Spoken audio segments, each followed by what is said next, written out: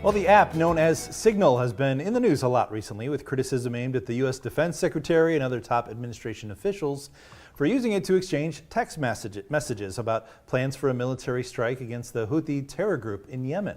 And critics say it's bad enough that the department heads should step down, but the White House says no classified information was shared, while the controversy draws attention from the military success. That's right, but leaders from both parties are calling it a mistake, and aside from political disagreements, we wanted to know more about the Signal app itself. What is it, and how does Signal work? Joining us now, our tech guru, Tim Gillen from Terrapin Networks. Hey, Tim, how are you today?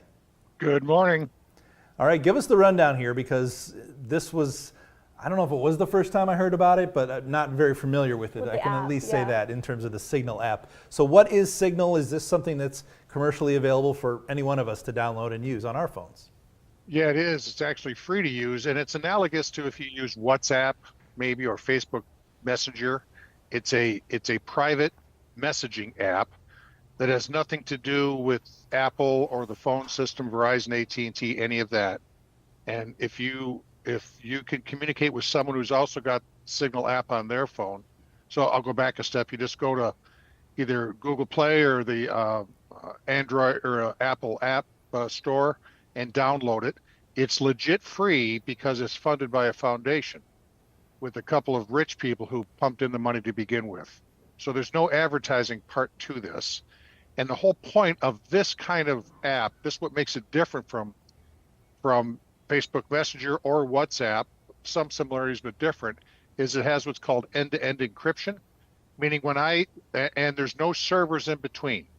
So when I send you a message on Signal, I've got my Signal app on my phone, I send you a message, it gets encrypted on my phone as soon as it leaves my phone and stays encrypted until your phone sees it and decrypts it with your Signal app.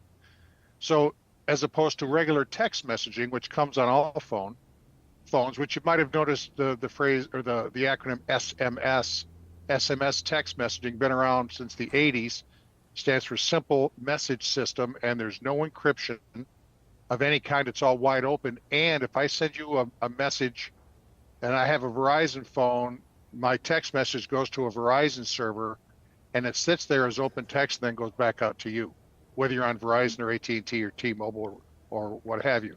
So there's no protection of any kind of your data. So the neat thing about Signal, for example, I've used it for years. It's a terrific app. It is, in fact, very secure, very lightweight, no advertising.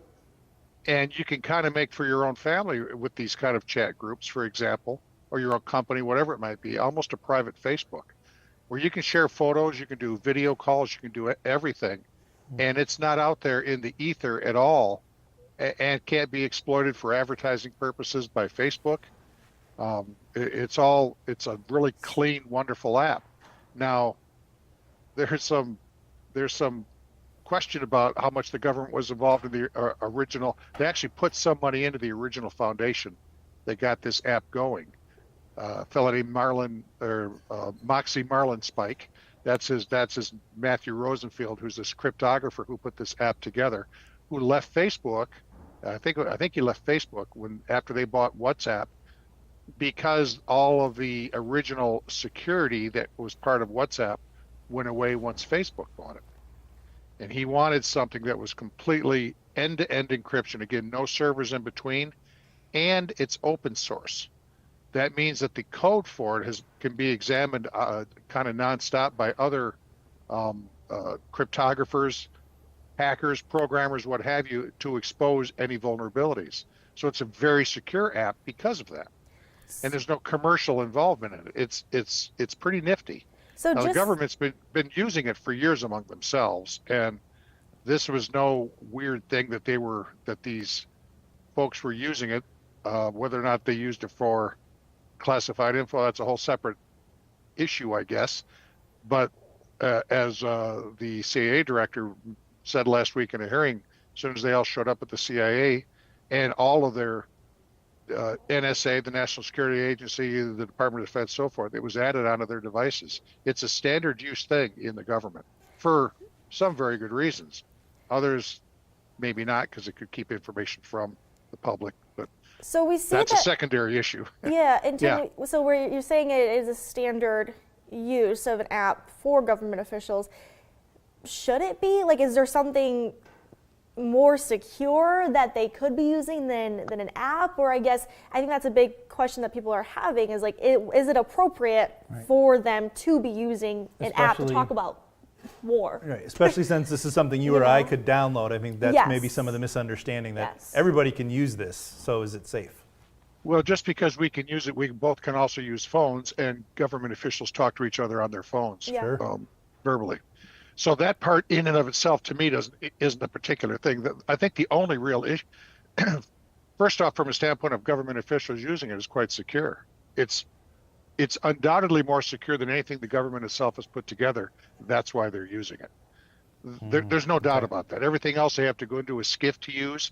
That's kind of hard to do if you're flying over to Europe and you're in the middle of what they would call a kinetic situation where there's an attack or there's a revolution, there's something going on right now.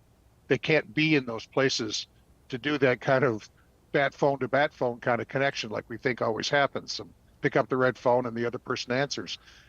So this gives them flexibility that is secure.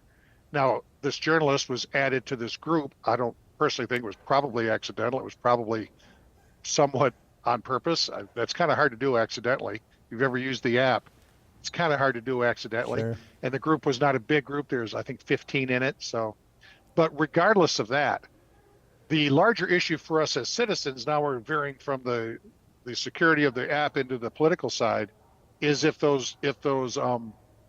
we want any kind of classified communication that's not public between these top officials.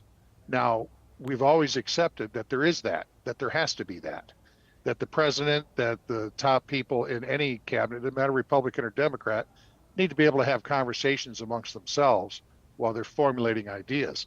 Yeah. Policy needs to be public. Maybe the working it out isn't always. That's why the senators go back and speak in the cloakroom all the time, because that's not on the C-SPAN cameras. It's always kind of happened. So in and of itself, to me as a citizen, I don't think that's necessarily the issue.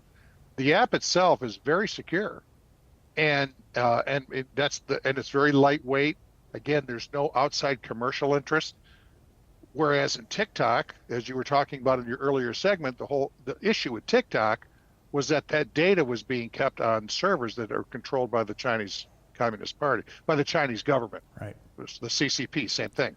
And that they could see that data. So while you're using TikTok and you're engaging with some influencer, someone in China knows that, they're selling that advertising, you're getting ads buffeting, like what you were saying, Rachel, stuff starts pouring in to your Facebook feed.